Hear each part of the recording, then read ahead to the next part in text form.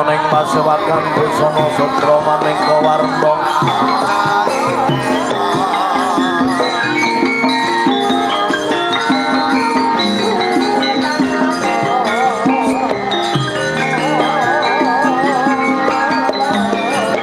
Papos beteng otonom yang pandringan sarwa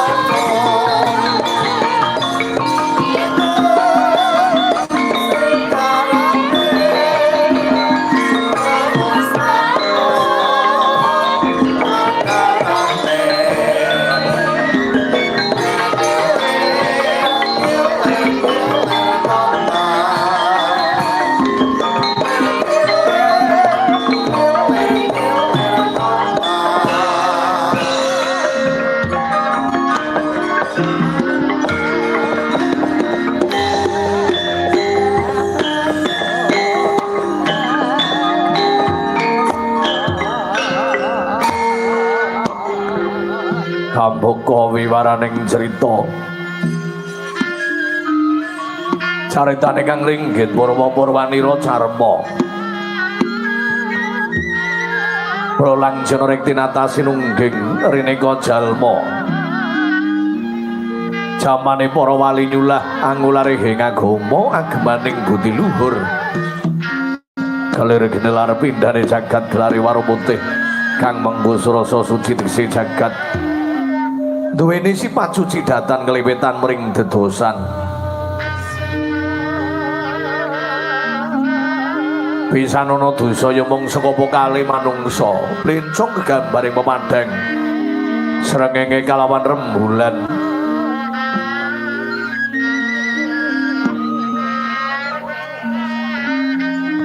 ketepong minangka bumi gedha keperak minangka keketeking jejantung gendeng kalawan kembang gegambaraning bunga kalawan susah dalang minangka dutaning Gusti nyulahake wayang merlambita wewayanganing agesang sarta gegambaraning pakarti nggih menika pakarti awon miwah pakarti ingkang sae Kangala Singirana ingkang bagus tinulado kinarep kanggo sangguning urip jalaran sapa kang desa lingkana wahyune bakal sirna serenane wayang esuk dikukut mancing jroning otak ora beda kaya sirnane menungsa mung bedane wayang mancing otak sesukna dinggo meneh nanging yen menungsa mancing jroning otak ing kono pikantuk pengadilan suci saka kang kaosa jagat wiku ngunduh mring wing makarti tetelo gesanging donya tanana barang langgeng mesti bakal sirna manarana dadi ana sawisana mlimring asal ora ana ing kono menungsa kudune ngerti sejatine donya bondo derajat pangkat tan wonten ing ngaji apa ing ngaji yaiku amal ingkang saleh sarata budi pangkati luhur kang migunani tumrap bebrayan agung sedherek kang muring kawipundhit ingkang kakuwadi dosa purwa eka marang sawijadi linuwih dosa 10 purwa kawitan tetaing sauting kasungan ing angkasa kasungguing pratiwi katenging samiwang gono raras datan kadi glaring negari ngamarta yen gorong Indra Prasta Batana Kawarsa Yawana Mertani negara ingkang panjang Ponjong Pasir Ukir Gemah Rimalo Jinawi Tata Kerta Duraharja panjang dawa sapane Ponjong luhur kawibawane Pasir Samudra Ukir Gunung mangiwake benawi menggeraken arga nengenaken pasabinan ngayunaken Bandara Nageng Lotulos kang salutinandur jinawi pira kang sarta numbas tata paugering negari sarta kemajenganing para kawula dasi datanangun jiwani katitik para punggawa praja mantri Bupati Lurah Bekel sandane ketinggal kontop-kontop mani wicaksana limating kawruh ambudidaya murih raharjaning praja mandhaping kalih karang pradesan payung tentremantine senajana mungkul pengoling tetanen tanemanipun kawis tingali jara-jara tinandur tukul kang sinebar babar winiji dadi cetha bilih praja Ngamarta datang kekirangan sandang buga kata kalih samyong ingah raja kaya maesa sapi mendo bebek mentok sak manunggalanipun wancirin waglaring bangunan Pansin dalu sami wangsul marang kandhangira tansah binagi sumangsohan rarja tepi saking Durjana mila tan mokal tanono kandhang kang nganggo pepalang lawang kang kinansingan labot saking tentreming praja Ngamarta datan mokal tepi samya tumiyung celak samya mangelung tan karana gene kang mrungka tuhu karana kiyung-yun mring pepoyaning kautaman wanangkal sapna lasin tentu adidosa wanira nalindring Ngamarta wenang jejuluk Prabu Puntadewa ya Prabu Darmaputra ya Prabu Darmawangsa Anjata Satru ya Sang Dwija Kangka nalindring kagungan Ludira Seta Watadil Palamarta berbudi boleksana tega donya lali ing pati bila datan mongkal kondhang kalau keng ratiti sing sang bang Bathara Darma bina jari sajuga sang nata lenggawa tri kursi gading dampar kencana binare bentengen sarwaretna lirman babut pramudani sinebaran sari-sari ginanda wida jebat kasuri mangambak-ambar gandane pindhane Bathara Darma ngejwantah menggerakan moromban bedaya srimpi manggung ketanggung Joko pangloro-loro mula-mula sesinumane kuning-kuning pakulitane rompya-rompya busanane katenging samya mengker-mengker payu darane ngerake topat sing nata ki banyak dalang sawung galing Baredwale kula arep badaken sono kacumas kate Mas Bogor kencana dwi panggung sarwerna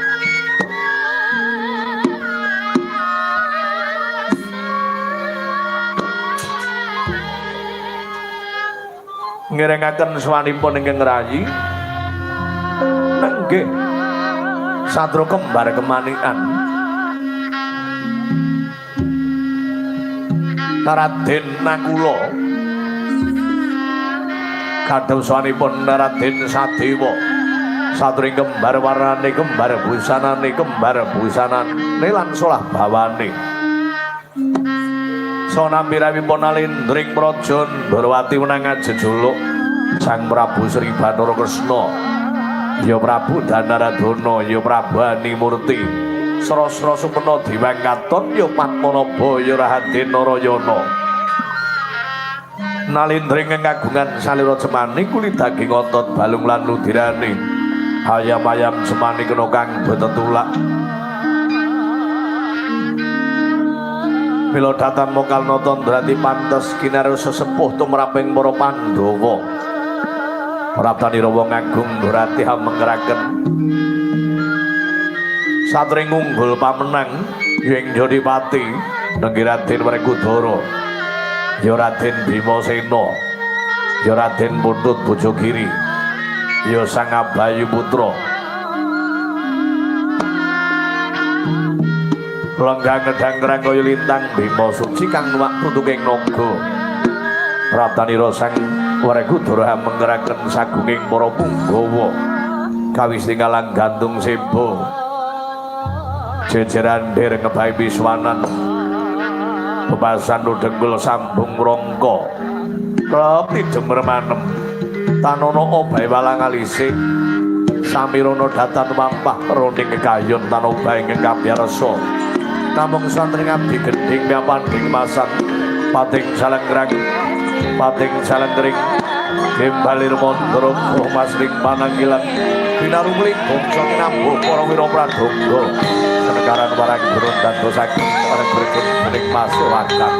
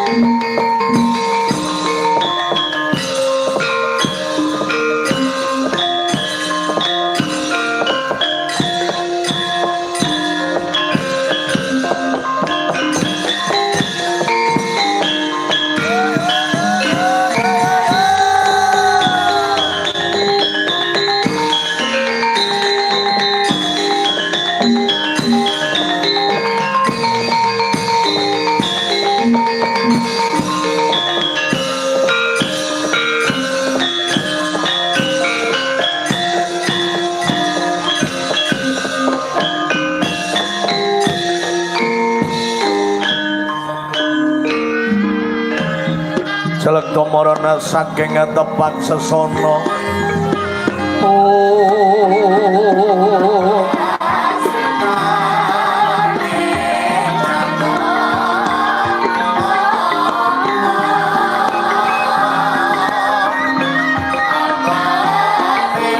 para sona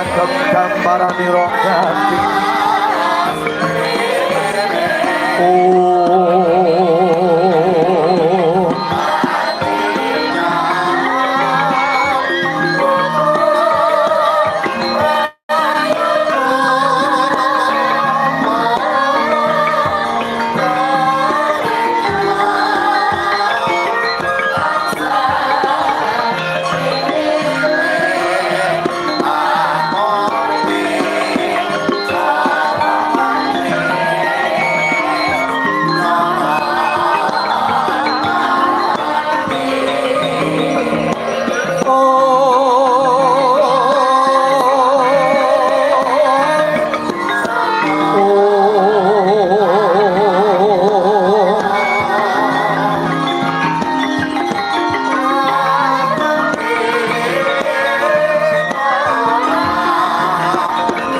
Mayar ganti nabung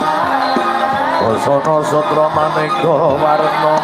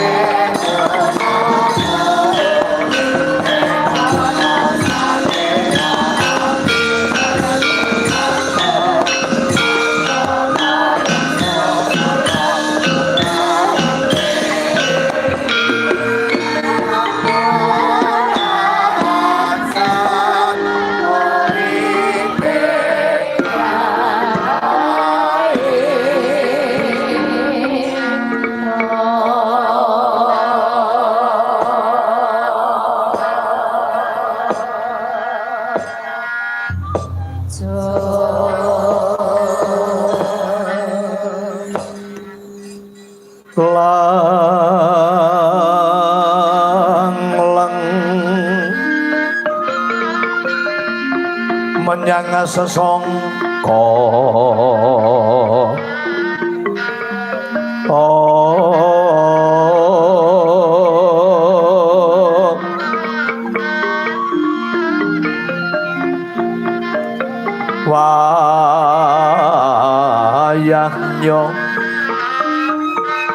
wayahnya lagyo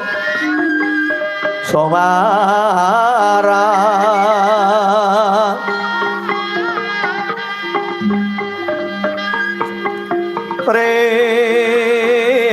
renenggo ruming pori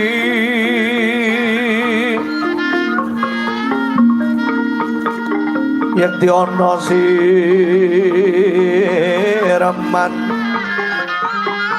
doy yo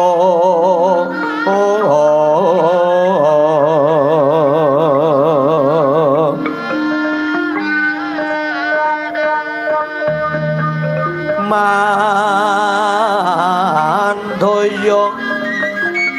sekaring kismo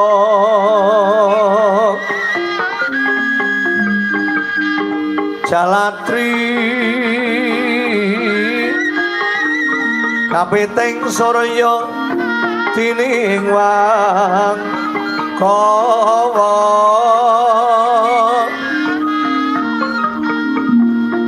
sumembur saking sari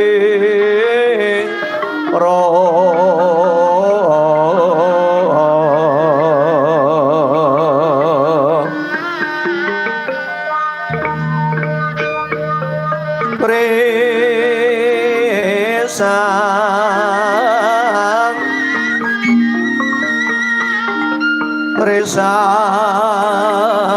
sekarang nalindro lelo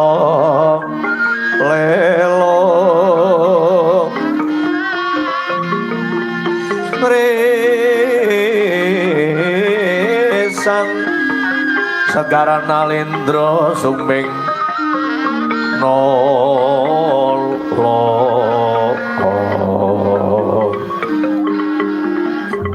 rum satu asmara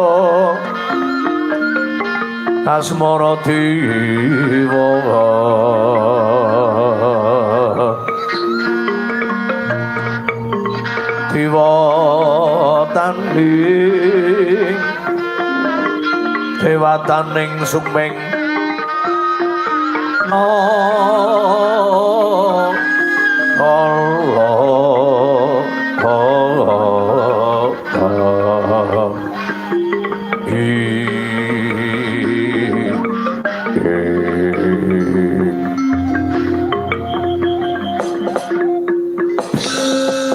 salira madibya dibya cahaye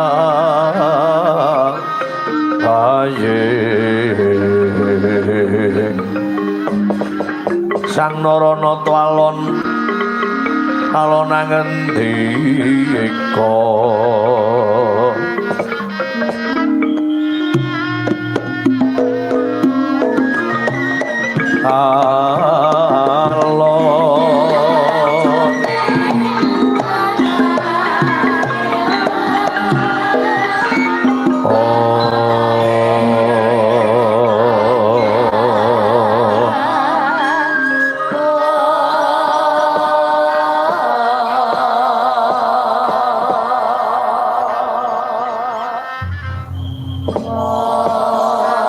Sukmadil nanggung muging sun pinaring ngono karahayun nuwun mangke duh Koko Prabu Sarawuh jengandika kepareng wingking rai ngaturaken kasugengan so ngaturaken pangabekti katura paduka Koko Prabu kula tampi Yayi Prabu kula kendelaken wonten ing dodong mboten namung pujastutinipun ingkang rawing Durwati katampi tumrap Yayi Prabu Puntadewa dat kapundi wonten ing mustaka sehingga ndadosaken jejimat sarta katentreman dhateng gesang kula Koko Prabu mboten namung pribadinipun Yayi Prabu Puntadewa sumarambah dhateng para kawula nyandang karahayun menika pemuji kula tumrap Paduka Yayi Prabu Puntadewa genging panuwun ingkang datan papa pindhan sumangga katuran pinarak lenggah kanthi maradekaning penggalih Koko Prabu inggih sampun boten kirang setunggal menapa Yayi kang raka namung tansah mawantu-wantu ing dados paringipun Yayi Prabu Puntadewa Yayi Yayi kembar nuwun paring pangandika Koko Prabu kula nuwun paring pangandika Dimas Werkudara wah jelideg res lo kakangku rawuh barep kakangku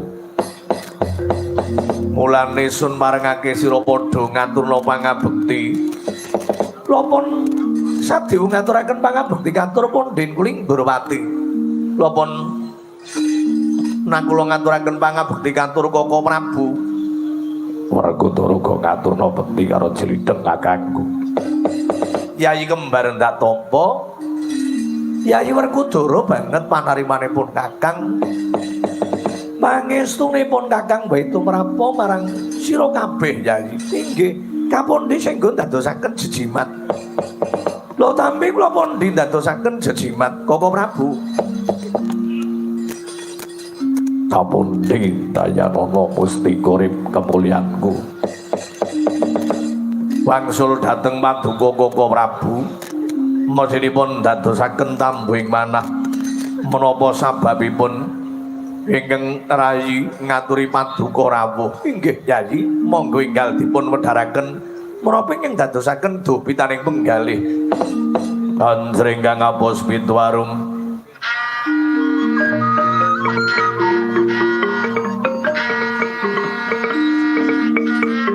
kaseliring samirana mri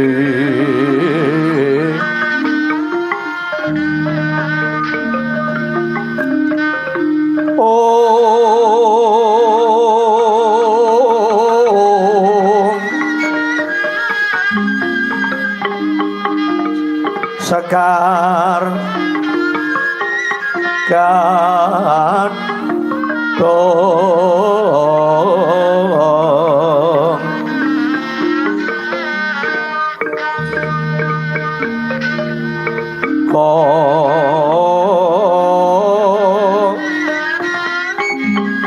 kongas kandanyo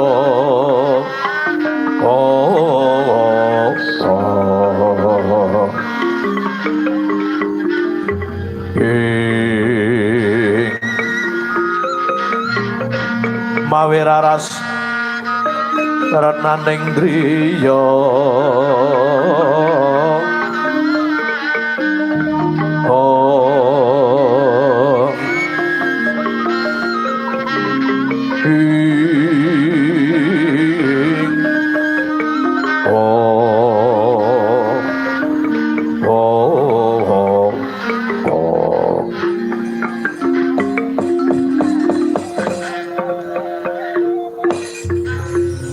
telang ning kalang jana klara padang ngoncar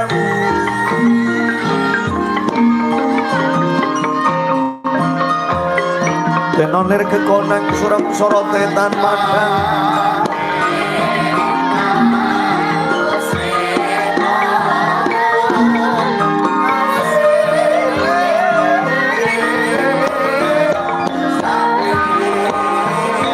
kasalan pajaring purnaming kekonang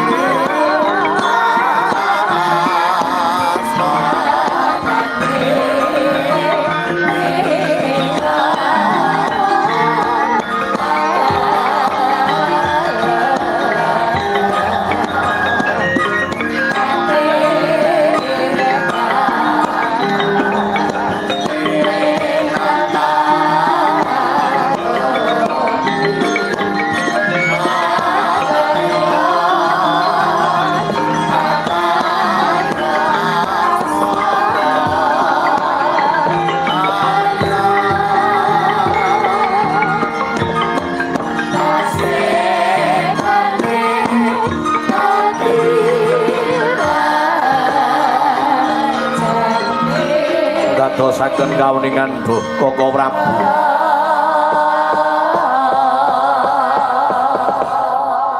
Sara paduka wonten ing Praja Ngamarta satemah dadosaken bingah tumrap manahipun para kadang Pandhawa inggih karana Yaya Rajuna anggenipun jejodhoan kaliyan Bathari Dresanala menika sampun peputra setunggal mijil jalu lan sampun kaparingan nami Raden Wisageni Koko Prabu. Jagat Dewa Wasisa ing ngabatur kula menika nderek bingah Yai Prabu. Mugi-mugi anggenipun kadang kula Yaya Rajuna menika jejodho kali Dresanala tampun peputra setunggal dipun paringi nami Raden Wisageni saged dados lare ingkang saged mikul dhuwur mendhem jero asmanipun tiyang sepuh kekalih lan dewasanipun saged nyambung sejarahipun tumraping para Pandhawa karana putranipun Arjuna dalah Bathari Dresanala kula pitados ing mangke saged dados lare dewasanipun saged ndarbeni kawibawan kaping kalih saged tumindak wicaksana tiga sentosa lair tuwin batosipun lan pungkasanipun saged dados lare ing jujur netepi dhateng pangandikan Koko Prabu.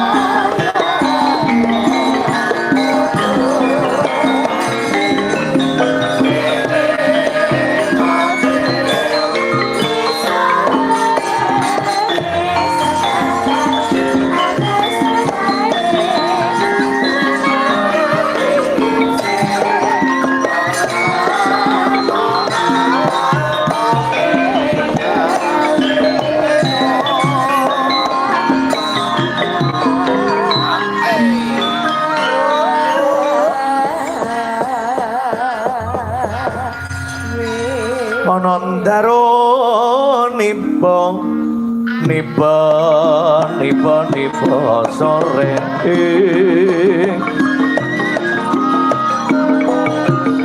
ana dewa nglang jagat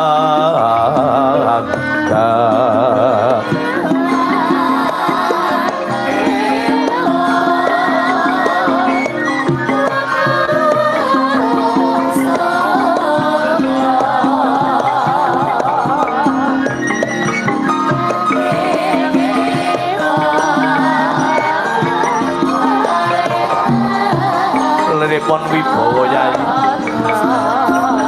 mugi diwasanipun Wisageni menika dados larengen dipun tresnani kawula dasih ampun ngantos wibawanipun mung karana dipun ajri menapa wonten bentenipun wibawa karana namung dipun ajri lan wibawa ingkang dipun tresnani Koko Prabu mesinipun benten yen dipun ajri saged kemawon wonten ing ngarasanipun menika ketinggal dedepe sumuyut sumaito nanging wonten ing pepungkuranipun namung ngupati dhateng awonipun ning mring benjang dipun tresnani dhateng tiyang kathah sedaya dados nalendra ingkang kagungan kawibawan ingkang sayekti yayi lan wicaksana mugi saged dados satri ingkang adil boten benten-bentenaken andhap asor luhuring derajat wong sugih ugi dipun rangkul wong mlarat ugi dipun rangkul dene sentosa lair lan batosipun sentosaning lair mugi dados satri ingkang pinaringan saras kangge srana ngrampungaken kalian jejibahan ingkang sampun sinampiraken sentosaning batin dados satri ingkang waspada aja mung kandhek mring barang carita yen durung weruh rupa lan rasane awit sak menika sampun dados jamanipun kathah mendha niklaka wedhus pungkasanipun dados satriya ingkang netepi dhateng pangandikan wikawiku sabda Brahmana Raja sabdaning Ratu Pendhita sekecap boten kenging pola wali menika dados gadangan kula Kanjeng Prabu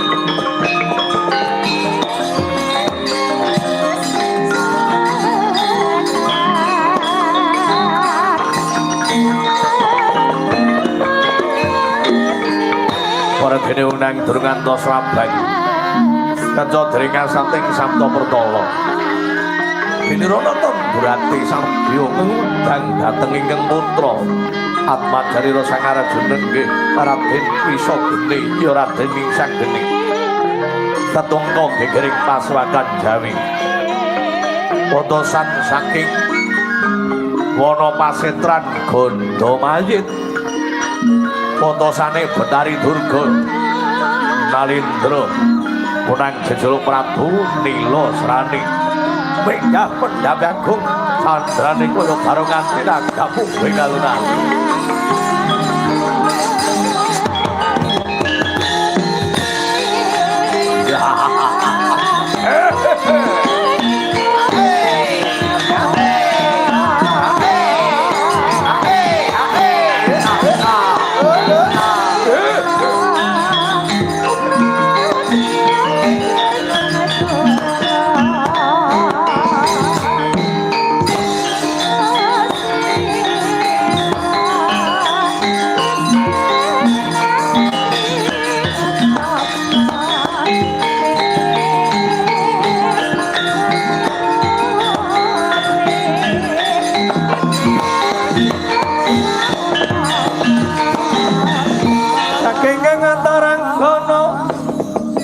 kang sumiwe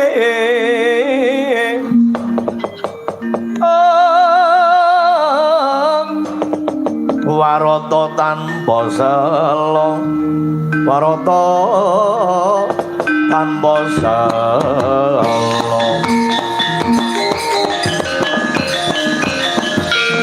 wong tete yuwang kala ludra Mas Patik Raja Dwaku maning wang Raja Dwaku bareng amit-amit pasang kelimantape sinabet mring dina tinebina mring tolasening Bathara Duh Yayi Prabu derek pitemangan gladiwanuh kula tebih saking Nusa Kambara kula wenang jejuluk Prabu Nila Srani ngaturaken kasugengan Koko Prabu so ngaturaken pambagya panakrame kula tampi kula kendraken dada kula ngaturaken salam taklim katur Yayi Prabu Puntadewa inggih sampun kula tampi Koko Prabu gumrojok tanpa larapan lonjong boten anggenipun kepareng rawuh boten paring cecala wonten wigatos menapa wonten negari Nusa Kambara menapa wonten singa medal saing keranggengan boten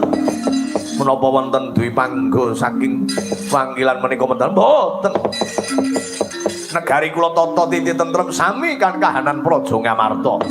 Nanging dapur kautus Ibu Betari Durga kula. Iwang pikulun Betari Durga paring dawuh ingkang kados pundi. Iwang pikulun Betari Durga menika kagungan putra mijil jalunging patutan kan ratuning Dewa Bathara Guru. Nenggih Nalendra Nusarukmi jejuluk Prabu Dewasrani. Dewasrani menika keyungyun kalian sumaning ayu Dersanala. Lho kok malah kabar ingkang dipun tampi Dersanala sampun jejodohan kalian Janaka, malah sak menika sampun peputra Raden Sanggeni leres menapa mboten?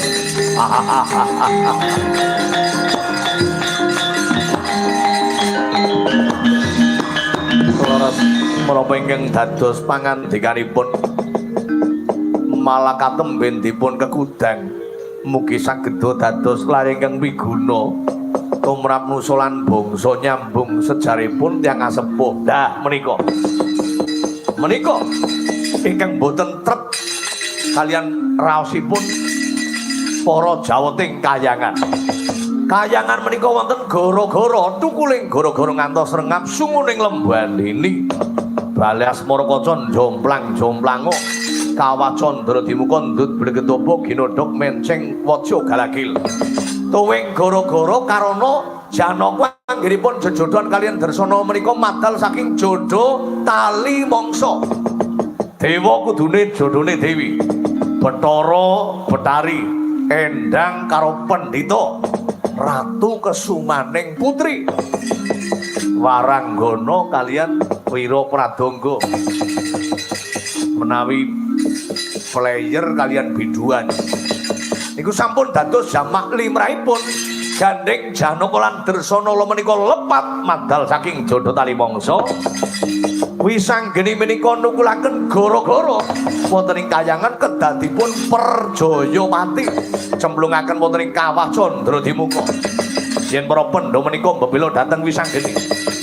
malah pendha badhe dipun damel Karangabang sisan damel Janaka badhe dipun pateni. Murid Dersanala dados randha ing mangke randane badhe dipun boyong kalian kadang kula taruna Dewasrani.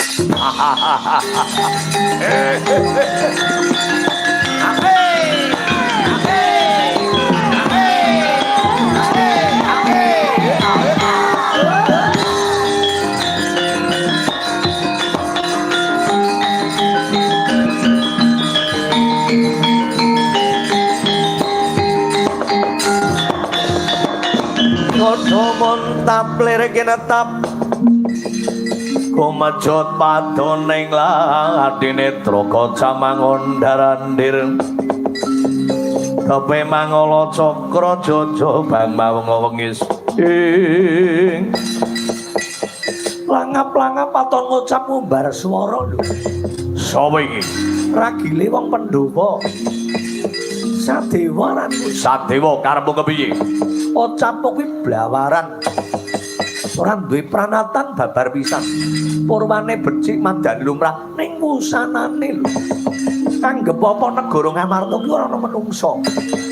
Kage cacing wae kepidak kocel-kocel apa meneh sak jamak lumrahe menungsa. Wisanggeni iki dudu kewan. Wisanggeni kuwi bayi ingkang lagi digegadang dening para pinisepuh mrih bisa dadi bocah kang mikul dhuwur mendem surasmane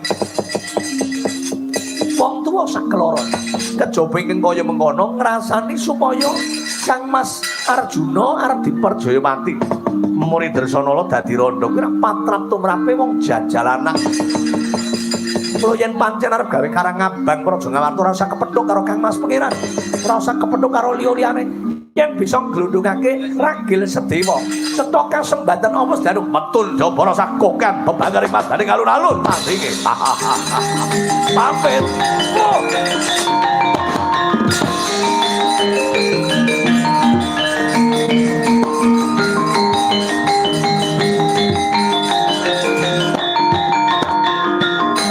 Kandhane kang sekarang gantung mawar kembang-kembang manor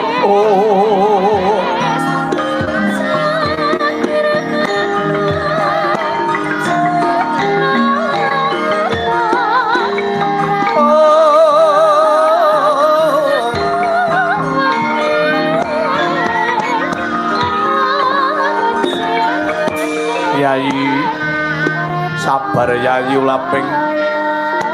karep siramono tirtaning kesabaran mbok menawa iki pacoban gegayuane para pendho anggone ngudang kalawan unang jebing bae najan durung umur nang digegadang dadi santri kang utama nanging Koko Prabu dadosaken kawuningan pepetenging manahipun inggih karo saking penantangipun Nalendra saking Nusa Kambur ingkang damel kebranang rosing manah kula yen kena diari-ari supaya dipenggak aja nganti ngrusak marang katentreman ning upama tan kena dipenggak masa bodho yayang nggonmu bakal gawe tentreming Praja Ngamarta timbalono Gatot timbalono Antarja supaya melu etengi Praja Ngamarta inggih kepareng kula nyuwun pamit Koko Prabu dalah kakang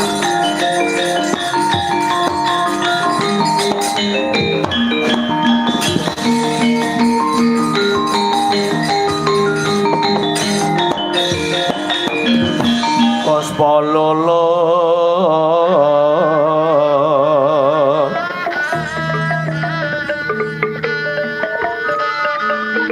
sekare dening antariksa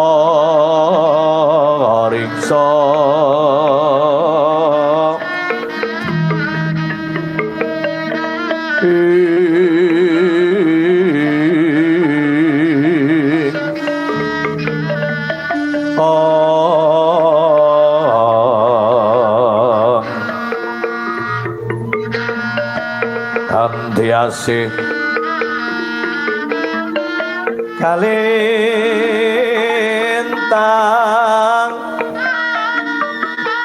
kalintang apan among sira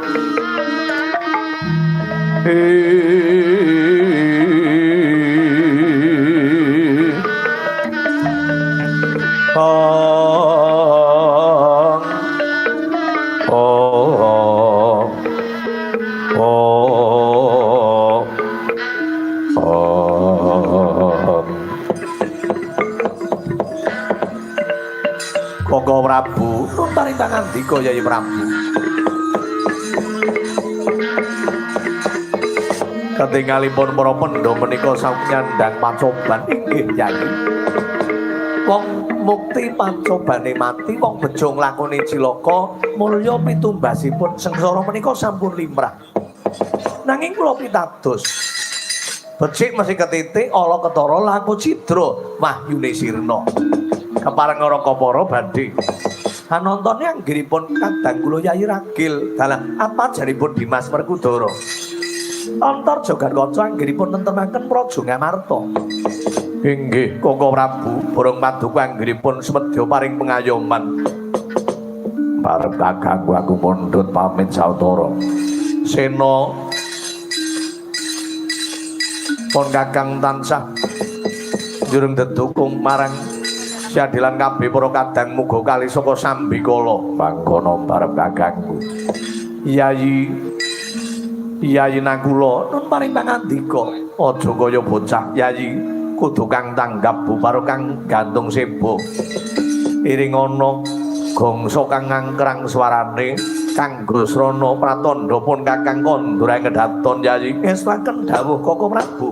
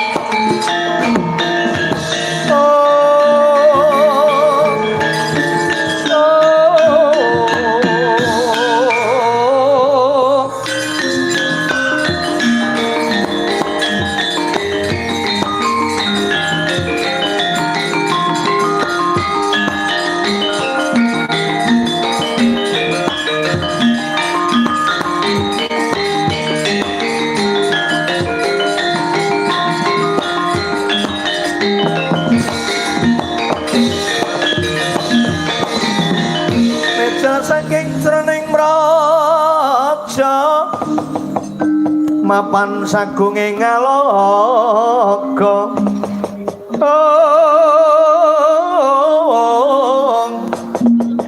boksara tambur seruling menyang dendalodak gendera miwah kekandha mawarna-warna Jaladhyana Sri Kawuryan